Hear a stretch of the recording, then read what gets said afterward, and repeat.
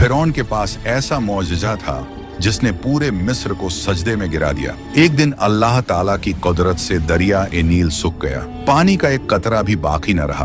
अहले मिस्र घबरा गए और फिरौन से कहने लगे, अगर तू हमारा रब है तो नील का पानी जारी करके दिखा। फिरौन बेबस था, मगर गुरूर में 7 लाख लश्कर के साथ निकला। रास्ते में सबको छोड़ता गया, यहाँ तक कि एक सुनसान मैदान में तन्हा रह गया। वह एक हार में दाखिल हुआ, घोड़े की बाह गले में डाली और क़िबला रुख सजदे में गिर पड़ा। मुनाजात की, मैं जानता हूँ मैं बातिल पर हूँ और मेरा रब बेनियाज है, मगर मैं आखिरत के बदले दुनिया चाहता हूँ। उसी लम्हे एक अजनबी मुसाफिर आया और बोला, ऐ फिरौन, मैं एक शिकायत लाया हूँ। फिरौन ने कहा, यह जगह इंसाफ की नहीं, कल दरबार में आना। मुसाफिर डट गया, नहीं, फैसला अभी होगा।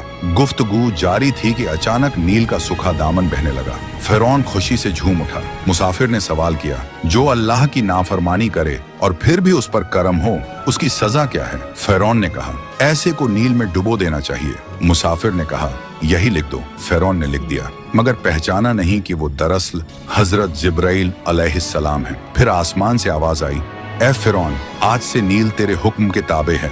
अहले मिस्र ने यह मंजर देखा, फरेब खा गए और सजदे में गिर पड़े। यूं सारा मुल्क गुमराही में डूब गया और फिरौन मजीद सरकश हो गया।